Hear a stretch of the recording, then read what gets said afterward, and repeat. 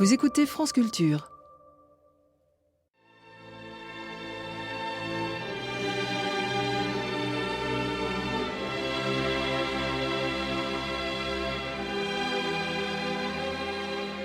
Page arrachée à Isaac Babel par Geneviève Brisac. Premier épisode.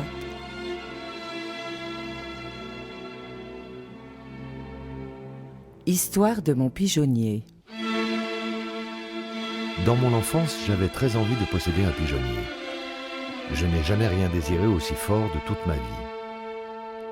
J'avais 9 ans quand mon père m'a promis de me donner de l'argent pour acheter des planches et 3 couples de pigeons. Nous étions alors en 1904. Je préparais les examens pour entrer en classe préparatoire au lycée de Nikolaïev. Ma famille habitait à Nikolaïev dans la province de Kherson. Cette province n'existe plus, notre ville a été rattachée à la région d'Odessa. Je n'avais que 9 ans et les examens me faisaient peur. Dans 2 matières, le russe et l'arithmétique, je ne devais pas avoir moins de 5. Le quota de juifs dans notre lycée était dur, 5% en tout et pour tout. J'étais doué pour les études. Les professeurs avaient beau ruser, ils ne pouvaient m'enlever mon intelligence et ma mémoire vorace. J'étais doué pour les études et j'avais eu 2,5. Mais ensuite, il y avait eu un retournement. Chariton Efroussi, un négociant en céréales qui exportait son blé à Marseille, avait versé un pot de vin de 500 roubles pour son fils. On m'avait mis un 5 moins au lieu d'un 5, et le petit Efroussi avait été admis au lycée à ma place. À l'époque, mon père en avait fait une maladie. Depuis l'âge de 6 ans, il m'enseignait toutes les matières possibles et imaginables. Cette histoire de 5 moins l'avait plongé dans le désespoir. Il voulait casser la figure à Efroussi ou bien payer 2 débardeurs pour le faire, mais ma mère l'en avait dissuadé. Et je me suis mis à préparer un autre examen, celui de l'année suivante, pour entrer en classe de première. Et comme nous désespérions de tout, j'avais appris 3 livres par cœur. C'était la grammaire de Smirnovski, le recueil de problèmes d'Yevtuchevski et le manuel de Poutsikovitch sur les débuts de l'histoire russe. Les enfants n'étudient plus d'après ces livres, mais moi, je les avais appris par cœur, de la première à la dernière ligne. Et l'année suivante, à l'examen de russe, le professeur Karavayev m'a mis l'inaccessible 5+. « Les enfants, a-t-il dit aux lycéens, ne vous en prenez pas à ce garçon. » Et il a posé sur mon épaule une main grasse et tendre. « Mon petit ami, a-t-il poursuivi, tu peux dire à ton père que tu es admis en première. » Une somptueuse étoile a étincelé sur sa poitrine. Des décorations ont cliqueté à son revers, et son grand corps en uniforme s'est éloigné sur ses jambes bien droites. Il était comprimé par les murs moroses. Il avançait entre eux comme une barque sur un profond canal, et il a disparu dans le cabinet du directeur. Un petit serviteur lui a apporté du thé en grande pompe, et je suis rentré en courant à la maison, à la boutique. Dans notre boutique, un client moujik était en train de se gratter, en proie à l'indécision. En me voyant, mon père a planté là le moujik. Il a cru à mon histoire sans hésitation. Il a crié au commis de fermer la boutique et a foncé rue de la Cathédrale m'acheter une casquette avec un écusson. Tous les hommes de notre lignée faisaient confiance aux gens et étaient prompts à agir sans réfléchir. Nous n'avions jamais de chance en rien. Mon grand-père avait été autrefois rabbin à Bielaya Tserkov. Il avait été chassé pour blasphème et il a vécu encore 40 années dans le scandale et le dénuement. Il étudiait des langues étrangères et a commencé à perdre la tête à l'âge de 80 ans. Mon oncle, Liev, le frère de mon père, avait fait ses études dans la yeshiva de Volojine. Il s'était enfui en 1892 pour échapper au service militaire et avait enlevé la fille d'un officier d'intendance de la région militaire de Kiev. Il avait emmené cette femme en Californie, à Los Angeles, l'avait abandonnée là-bas et était mort dans un mauvais lieu parmi les nègres et les malais. Après sa mort, la police de Los Angeles nous a envoyé son héritage, une grande malle cerclée de fer marron. Cette malle contenait des haltères, des mèches de cheveux de femme, le châle de prière de mon grand-père, des cravaches aux pommeaux dorés et de la tisane dans des boîtes garnies de perles bon marché. De toute la famille, il ne restait plus que l'oncle Simon qui était fou et vivait à Odessa, mon père et moi. Mais mon père faisait confiance aux gens. Il les offensait par des transports dignes d'un premier amour. Les gens ne le lui pardonnaient pas et le trompaient. Aussi, mon père croyait-il que sa vie était gouvernée par une fatalité malveillante, une créature inexplicable qui le persécutait et ne lui ressemblait en rien. De toute notre famille, ma mère n'avait donc plus que moi. Le 20 septembre 1905, la liste des élèves admis en classe de première fut affichée dans le lycée. Mon nom aussi figurait sur le panneau. Toute notre famille est allée voir ce papier. Même Schoil, mon grand-oncle, est venu au lycée. J'aimais ce vieux fanfaron, parce qu'il vendait du poisson sur le marché. Ses grosses mains étaient humides, couvertes d'écailles de poisson, et sentaient l'odeur fétide des mondes froids et magnifiques. Schoil se distinguait également des gens ordinaires par les histoires mensongères qu'il racontait sur l'insurrection polonaise de 1861. En des temps très anciens, Schoil avait été aubergiste à Skwira. Il avait vu des soldats de Nicolas Ier fusiller le comte Godlewski et d'autres insurgés polonais. Peut-être n'avait-il rien vu de tout cela. Aujourd'hui, je sais bien que Schoil n'était qu'un vieillard inculte et un menteur naïf, mais je n'ai pas oublié ces petites histoires. Elles étaient excellentes. Eh bien, même cet imbécile de Schoil est venu au lycée pour lire mon nom sur le panneau, et le soir, il a dansé et tapé des pieds à notre bal de miséreux. Mon père avait organisé un bal pour fêter ça, et avait invité ses camarades. Outre des commis voyageurs, il avait invité le vieux Lieberman, qui m'enseignait la Torah et l'hébreu. Chez nous, on l'appelait Monsieur Lieberman. Il avait bu du vin de Bessarabie plus que de raison, ses lanières traditionnelles en soie dépassaient de son gilet rouge, et il a prononcé en mon honneur un toast en hébreu. Dans ce toast, le vieillard a félicité mes parents, il a dit qu'à cet examen, j'avais vaincu tous mes ennemis, vaincu les petits Russes joufflus et les fils de nos Richards mal dégrossis. C'était ainsi que, dans l'Antiquité, David, roi de Judée, avait vaincu Goliath, et de même que j'avais triomphé de Goliath, notre peuple, par la force de son intelligence, allait remporter la victoire sur les ennemis qui nous entouraient et guettaient notre sang. En disant ces mots, M. Lieberman a fondu en larmes et, tout en pleurant, il a bu encore un peu de vin et s'est écrié « Vivat !» Les invités ont fait cercle autour de lui et l'ont entraîné dans un quadrille à l'ancienne. On se serait cru à un mariage dans un shtetl. Tout le monde était gai à notre bal. Même ma mère avait bu un peu de vin, bien qu'elle n'aimât pas l'alcool et ne comprit pas comment on pouvait aimer cela. Aussi considérait-elle tous les Russes comme des fous. Et elle ne comprenait pas comment des femmes faisaient pour vivre avec des maris russes. Mais les jours heureux sont arrivés plus tard.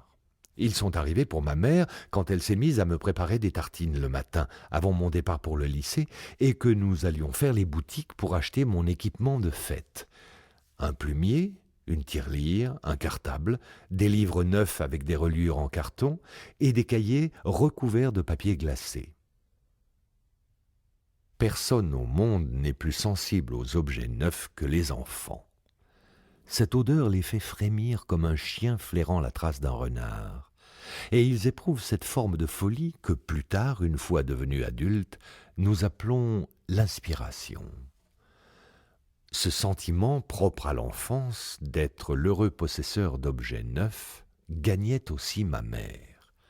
Nous avons mis 1 mois à nous habituer au plumier, et à la pénombre matinale, tandis que je buvais mon thé sur un coin de la grande table éclairée et que je rangeais mes livres dans mon cartable. Nous avons mis 1 mois à nous habituer à notre bonheur. Et c'est seulement après le premier trimestre que j'ai pensé aux pigeons. J'avais en réserve tout ce qu'il fallait pour eux. 1 rouble et 50 kopecks, et un pigeonnier fabriqué avec une caisse par l'oncle Schoyle. Le pigeonnier était peint en marron. Il contenait des niches pour 12 couples de pigeons, diverses planchettes sur le toit et un grillage spécial de mon invention pour attirer plus commodément les pigeons étrangers. Tout était prêt.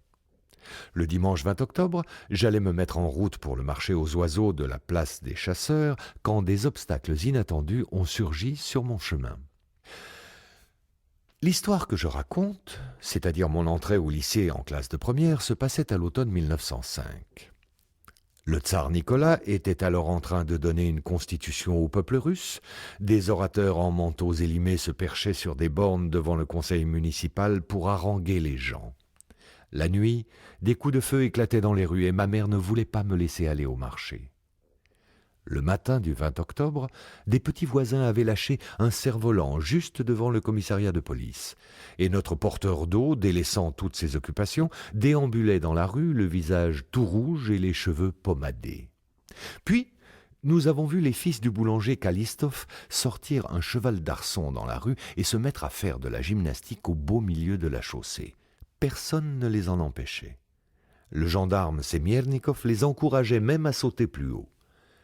Semiernikov portait une ceinture en soie tissée à la main et, ce jour-là, ses bottes étaient astiquées comme jamais elles ne l'avaient été auparavant.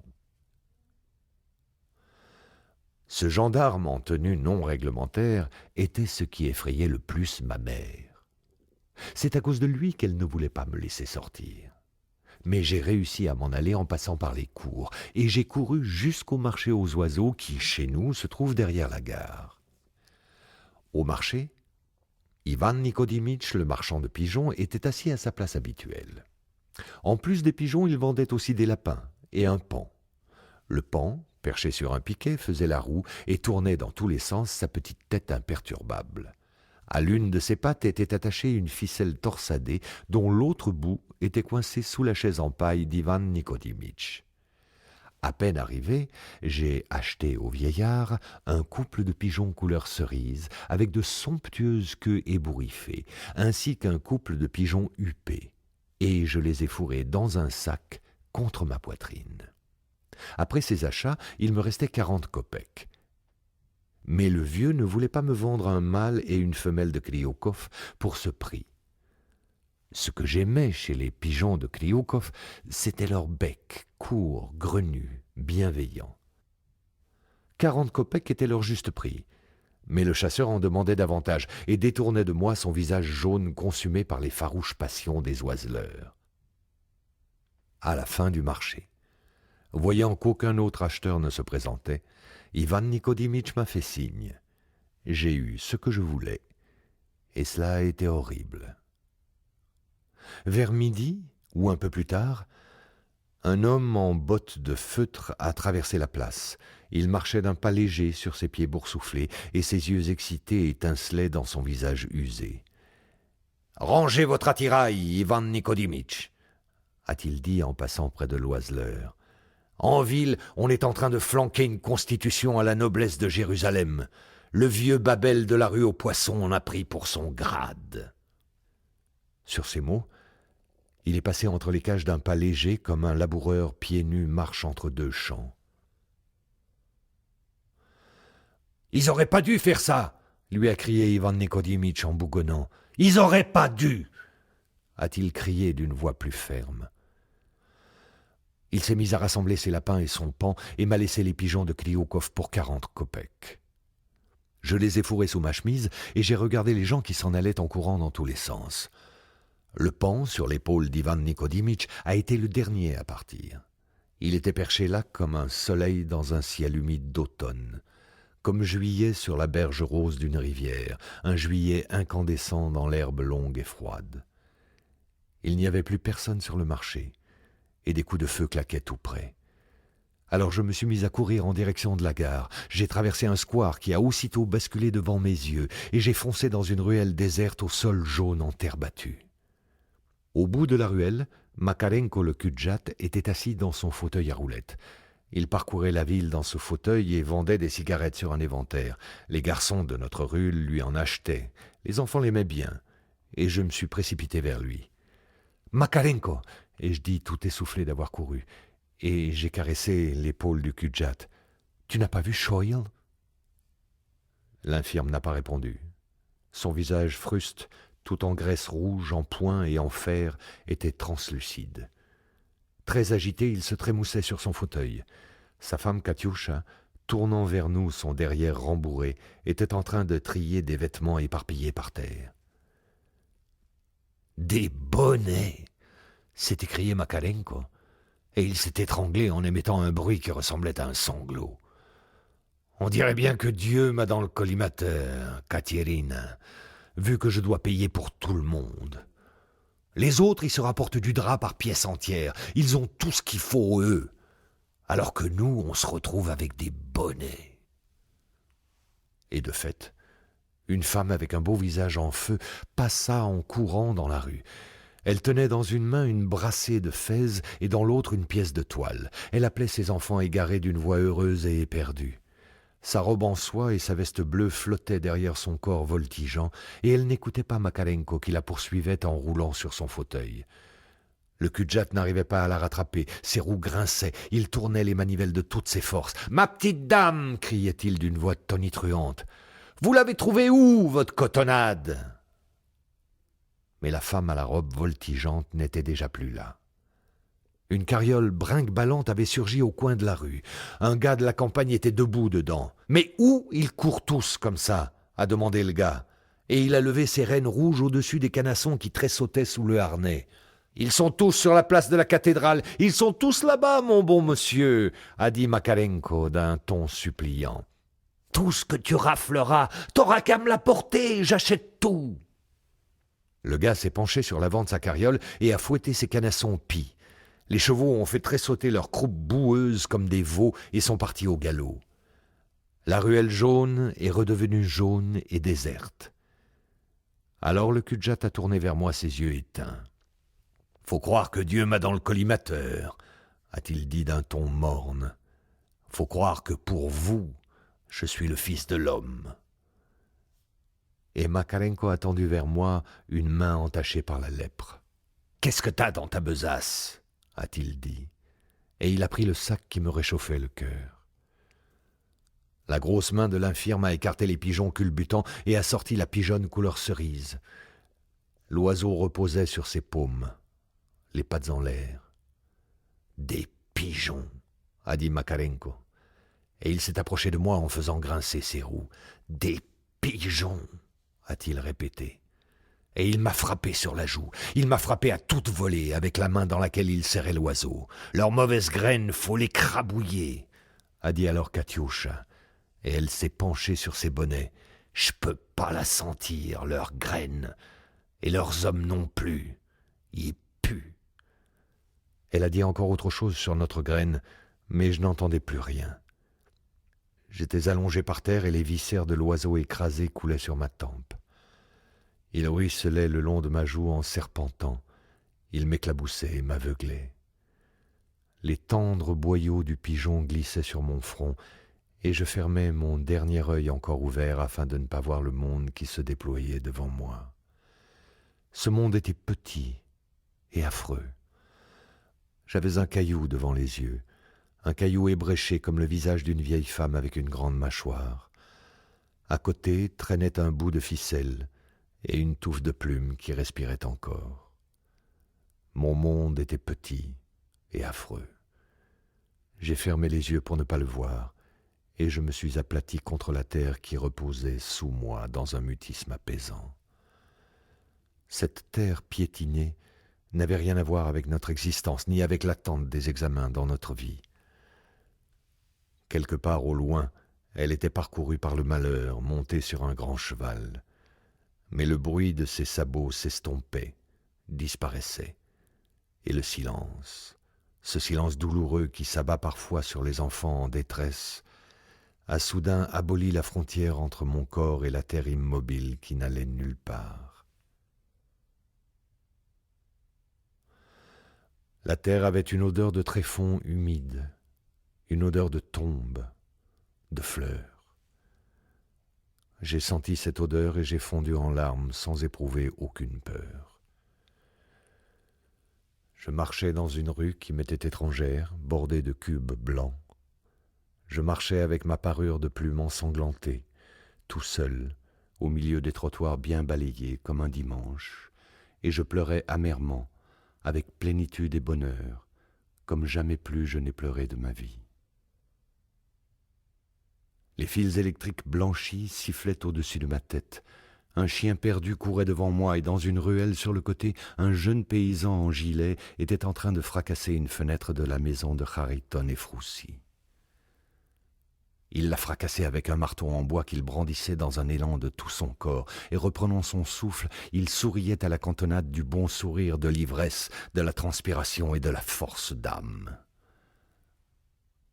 La rue entière était remplie du craquement, du crissement et de la chanson du bois qui volait en éclats.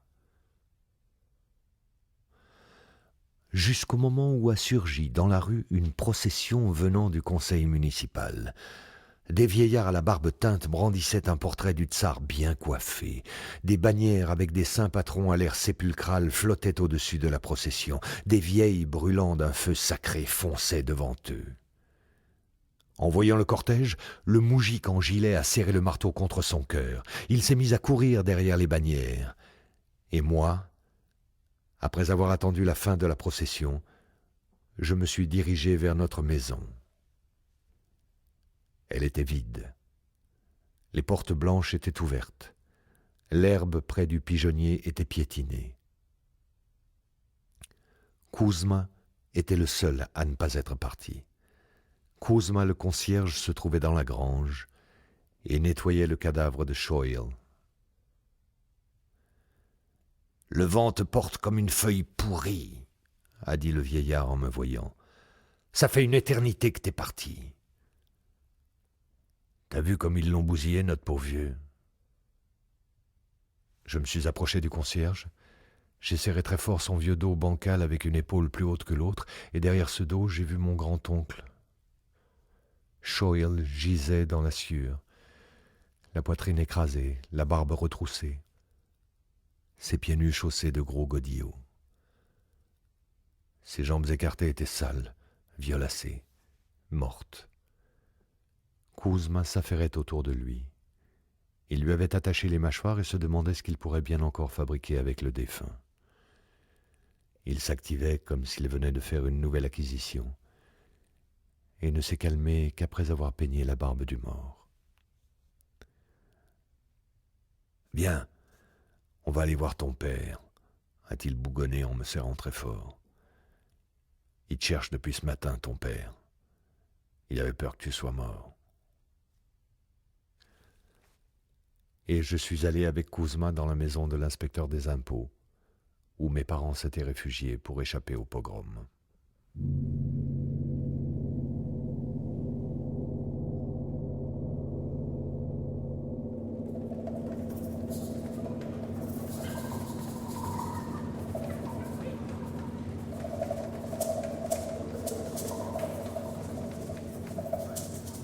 C'était Page arrachée à Isaac Babel par Geneviève Brisac.